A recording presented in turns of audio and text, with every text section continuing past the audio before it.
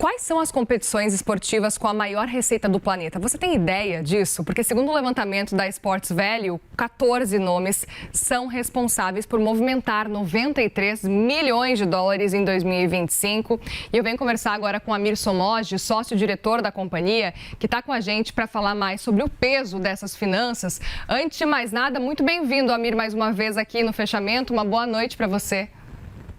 Boa noite, obrigado pelo convite. Um prazer poder estar aqui para falar um pouco sobre as receitas das grandes ligas. Vamos falar então sobre esse cenário, especificamente aí olhando para esses dados econômicos. Queria entender hoje qual que é o evento que tem a maior receita.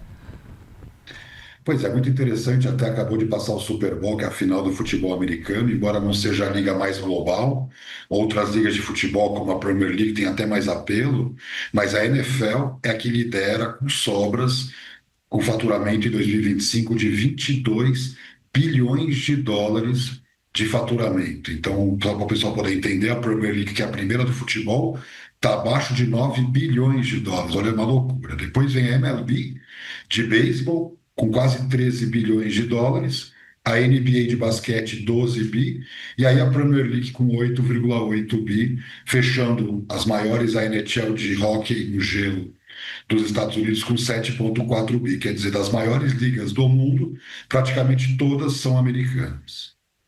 Muito curioso isso, esse impacto, né, com relação a esse cenário, Amir. Eu gostaria justamente de entender um pouco mais e olhar o que a gente pode falar sobre o cenário especificamente dessas grandes competições dos Estados Unidos, quais são as características dela e o que torna elas, no fim das contas, tão lucrativas.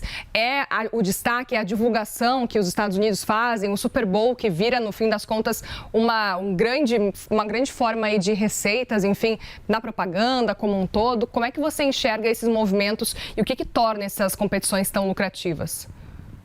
São várias questões, não é uma explicação única, mas assim, o principal ponto é a visão coletiva, quer dizer, não adianta só olhar para o Flamengo, Palmeiras, Corinthians, eles olham para todos. Então a NFL, a NBA, a MLB, a NHL, a própria MLS, que é uma liga de soccer que fatura bem menos, mas fatura bem mais que a Série A do Brasil, por exemplo. Por quê? Todos os times têm o direito de faturar, então o direito de ganhar com TV é equilibrado, os patrocínios não são inflados para um lado, você tem controles salariais, então você não pode ficar gastando muito mais do que o outro, tem sempre um equilíbrio financeiro buscando o equilíbrio esportivo. Por exemplo, a NBA, nos últimos 7 anos, teve 7 campeões diferentes. Então, essa capacidade de equilíbrio, de fomentar o desenvolvimento da liga como um todo, não apenas de 2 ou 3 clubes, é que fez esse grande sucesso. Outro ponto importante é que o mercado americano é o mercado mais rico entre todos os mercados do mundo. Então, em termos de sport business, isso tem um impacto muito grande em termos de TV, de game day, né, que é o gasto do torcedor, os patrocínios e outras questões também, como agora as apostas. Agora, o que é um ponto que eu acho muito legal de destacar? Que tanto a NFL como a NBA buscaram a expansão global dos seus negócios. A própria NFL está com jogos já realizados no Brasil, a NBA conta com quase 70 milhões de fãs no Brasil. Então, o que é interessante notar? Que além dessa força do mercado americano, eles estão cada vez mais focados em crescer internacionalmente, para crescer exatamente nos mercados emergentes, como a Europa, a Ásia e, mais recentemente, a América Latina. No caso da NFL, por exemplo, a gente sabe que tem os shows do intervalo que movimentam muito, mesmo aqui o Brasil. Eu não entendo nada de NFL, mas eu sempre ligo lá para assistir o show do intervalo e a gente sabe que eu não sou a única nesse movimento aqui no Brasil. E aí, Amir, também queria entender, porque a gente sabe que Jogos Olímpicos, Copa do Mundo também mobilizam muita gente, mobilizam muito dinheiro, apesar de, no fim das contas, acontecerem só de 4 em 4 anos. Então, NFL, NBA, a gente sabe que acontece todo ano. Então, todo ano já é uma receita que vai entrar. Só que esses Jogos Olímpicos, Copa do Mundo, tem esse prazo, mas ainda assim conseguem angariar bastante dinheiro. Pois é interessante notar, até a CNN publicou um estudo nosso sobre a questão da Copa do Mundo, que vai ser a mais rica da história.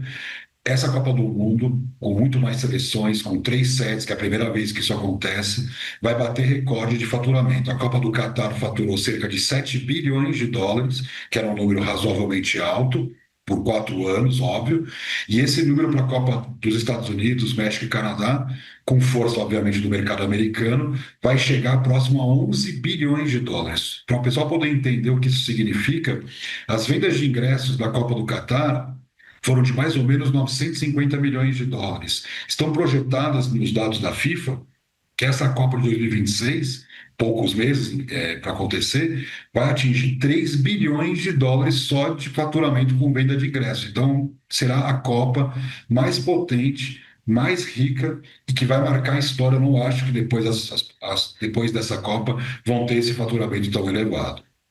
Amir, outro ponto também para a gente conversar aqui, de que forma que a Série A, por exemplo, o Brasileirão, se coloca nesse levantamento e qual que é o impacto quando a gente olha para esse cenário financeiro? O futebol brasileiro, ele cresceu, se a gente olhar nos últimos 10 anos, houve uma melhora substancial, mas estamos muito aqui. Nós estamos falando de uma NFL que fatura 22 bi e nós, coitadinho de nós, faturando 1,5 bi. Alguém vai dizer, mas é o câmbio.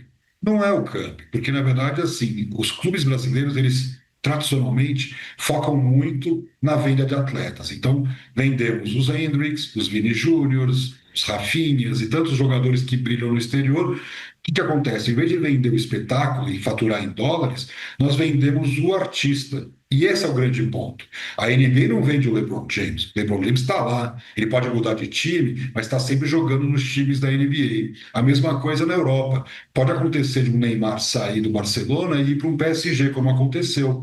Mas nunca abrir mão de ter um ídolo que não fomente. Até dados recentes da MLS mostram como o Messi foi importante para o Inter Miami se tornar o time mais valioso da liga. Então, o artista é quem faz o combustível principal do crescimento das receitas. Então, o Brasil, infelizmente, com essa ideia de vender cada vez mais cedo os jogadores e contratando com esse dinheiro jogadores de 30, 35 anos, muitas vezes, acaba ficando muito aquém dessas grandes ligas. Então, o nosso caminho, na minha opinião, é fomentar ao máximo o artista dentro de campo e outra questão, por conta do dólar forte, do euro forte, vender o espetáculo para o exterior, porque é o que aconteceu, por exemplo, com as ligas europeias.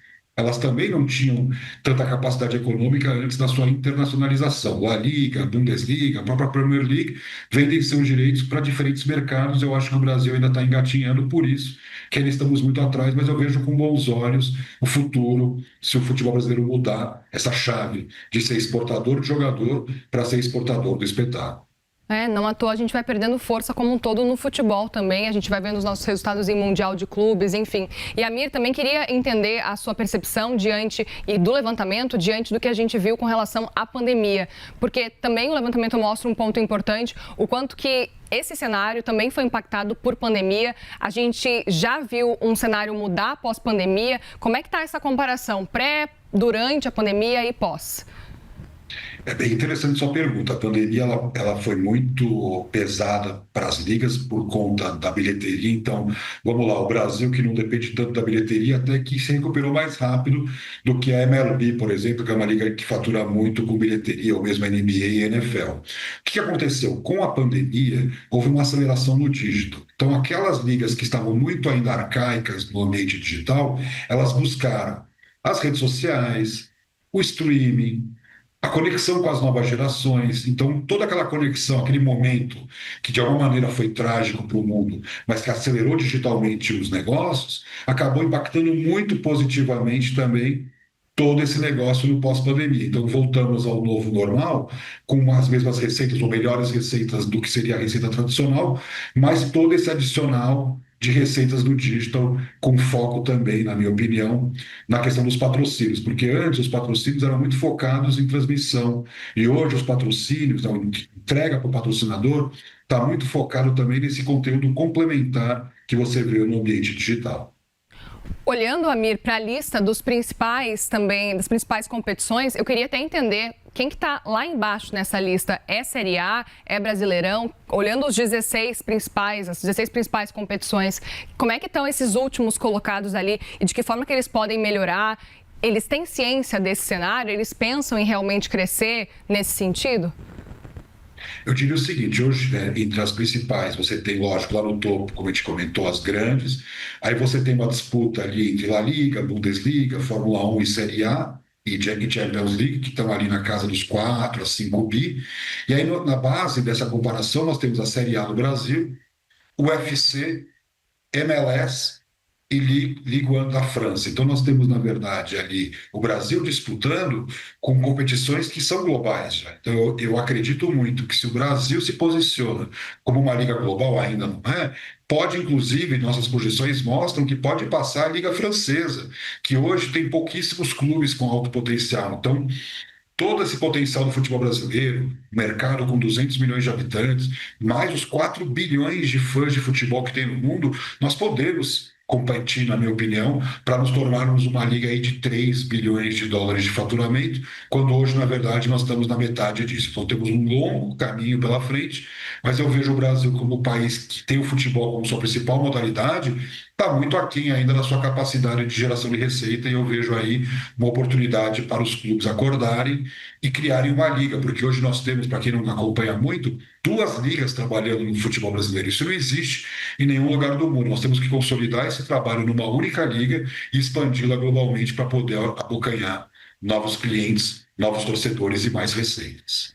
Muito bem, Amir Somogyi, obrigada, viu, pelas informações. Super importante esse levantamento, sócio-diretor da Esportes Velho. Obrigada pelos detalhes e boa noite para você por aí, bom fim de semana. Eu que agradeço. Boa noite a todos. Boa noite.